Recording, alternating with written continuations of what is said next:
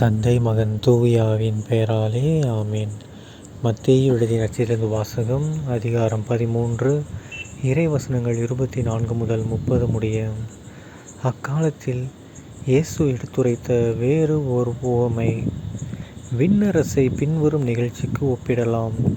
ஒருவர் தம் வயலில் நல்ல விதைகளை விதைத்தார். அவருடைய ஆள்கள் தூங்கும்போது அவருடைய பகைவன் வந்து கோதுமைகளுக்கு இடையே களைகளை விதைத்துவிட்டு போய்விட்டான். பயிர் வளர்ந்து கதிர்விட்ட போது களைகளும் காணப்பட்டன. நிலக்கிழாருடைய பணியாளர்கள் அவரிடம் வந்து, ஐயா, நீர் உமது வயலில் நல்ல விதைகளை அல்லவா விதைத்தீர், அதில் களைகள் காணப்படுவது எப்படி என்று கேட்டார்கள். அதற்கு அவர், இது பகைவனுடைய வேலை என்றார்.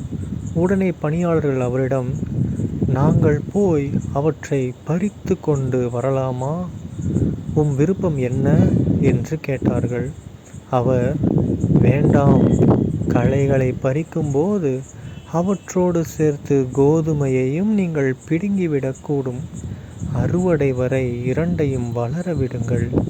அறுவடை நேரத்தில் அறுவடை செய்வோரிடம், முதலில் களைகளை பறித்து கொண்டு வந்து எரிப்பதற்கென கட்டுகளாக கட்டுங்கள். கோதுமையையோ என் களஞ்சியத்தில் சேர்த்து வையுங்கள் என்று கூறுவேன் என்றார். ஆண்டவரின் அருள்வாக்கு. கிறிஸ்துவே உமக்கு புகழ். அன்பார்ந்த சகோதர சகோதரிகளே, இன்று பொதுக்காலம் 16ஆம் வாரம் ஜூலை 27ஆம் தேதி 2024ஆம் வருடம் சனிக்கிழமை. இன்றைய நற்செய்தியில் பாருங்கள், நம்ம இயேசு கிறிஸ்து ஆண்டவர் நம்ம எல்லாருக்கும் ரொம்ப பிடிச்சன்னு சொல்கிறத விட நம்ம எல்லாருக்கும் ஒரு நம்பிக்கை கொடுக்கக்கூடிய ஒரு உவமையை எடுத்துரைக்கிறார். என்ன நம்பிக்கை? நம்ம இப்போ இந்த உலகத்தில் நமக்கு எல்லாருக்குமே ஒரு கவலை இருக்கும். என்னது? கெட்டது செய்கிறவங்களாம் சந்தோஷமாக இருக்கான், நல்லது செய்கிற நமக்கு ஏன் இவ்வளோ சோதனை? கரெக்டாக? கெட்டது செய்கிறவங்களாம் ஜாலியாக பணக்காரனாக ரொம்ப சம்பாதிச்சுக்கிட்டு செம்மையாக என்ஜாய் பண்ணி லைஃப்பை பயங்கரமாக என்ஜாய் பண்ணுற அந்த பூலோக வாழ்க்கையை. ஆனால் நம்ம இயேசு தான் வாழ்க்கைன்னு சொல்லி நல்லதே செஞ்சுட்டு நல்லதே பண்ணிகிட்ருக்கோம், அன்போடு இருக்கோம், கடவுள் மேலே பயபக்தியோடு இருக்கிறோம். அப்படி இருந்தும் நம்மளால் உலக வாழ்க்கையை என்ஜாய் பண்ண முடியலையேன்னு நிறையா பேர் ஃபீல் பண்ணிகிட்ருப்பீங்க. கரெக்டாக? நானும் பண்ணியிருக்கேன். ஏன்னா நம்ம கிறிஸ்தவர்கள் கண்டிப்பாக நெறிக்கெட்ட செயலில் ஈடுபட மாட்டோம். கரெக்டாக? ஸோ ஆனால் மற்றவனுக்கு அப்படி செஞ்சுட்டு ஜாலியாக இருக்கிறத பார்த்தோன்னா நமக்கு ஃபீல் ஆகும். அப்படிப்பட்ட நேரத்தில் தான் இந்த ஓமையை நீங்கள் மனசில் வச்சுக்கணும். என்னது? இந்த பூமியில் நல்லவங்களும் இருக்காங்க, கெட்டவங்களும் இருக்காங்க. அப்போ நம்ம வானத்தூதரெல்லாம் கேட்பாங்களாம், அப்பா பேசாமல் கெட்டவங்கள கொண்டுடலாமான்னு கேட்பாங்களாம். அதுக்கு ஏசப்பா கடவுள் என்ன சொல்லுவாராம், வேணாம், நீங்கள் கெட்டவங்களை கொல்லும்போது நம்ம நல்லவங்களும் சேர்ந்து சாவ வேண்டிய நிலமை வந்துடும். ஏன்னா இப்போ ஒரு ஊரில் 100 நல்லவங்க ஒரு கெட்டவன் தான் பரவாயில்ல, இருக்கிறது என்னது 100 கெட்டவன் ஒரு நல்லவன்.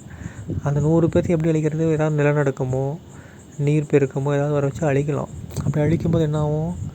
அந்த ஒரு நல்லவனும் அங்கே இருப்பான், அவனும் சேர்த்து செத்துருவான்.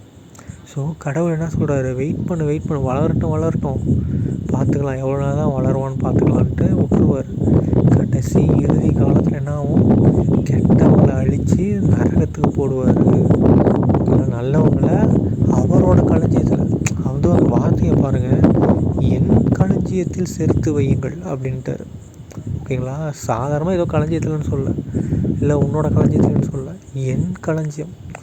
ஸோ அவருக்கு உரிமையான இடம் இது நம்மளுடைய பரலோகம், மோட்சம், விண்ணுலகம். அந்த இடத்துல ஏசப்பா நம்மளை கொண்டு போய் சேர்ப்பார். ஸோ நீங்கள் எதுக்கும் பயப்படாதீங்க, மற்றவனை பார்த்து நீங்கள் பொறாமப்படாதீங்க. நல்லது செய்கிறதுனால நமக்கு தீங்கு நடந்தாலும் பிரச்சனை இல்லை. ஓகேங்களா?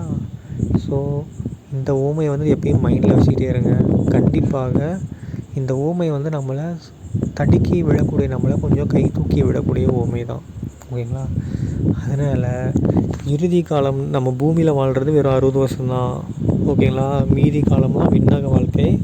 அதை நோக்கிய பயணமாக தான் நம்மளுக்கு இருக்கணுமே தவிர நெருப்புக்கு போகிற பயணமாக இருக்கக்கூடாது. ஓகேங்களா? தந்தை மகன் தூயாவின் பெயராலே ஆமென். இயேசுவுக்கே புகழ், இயேசுவுக்கே நன்றி, மரியே வாழ்க, இயேசுவின் ரத்தம் ஜெயம். அல்லேலூயா, பிரைஸ் தி லார்ட்.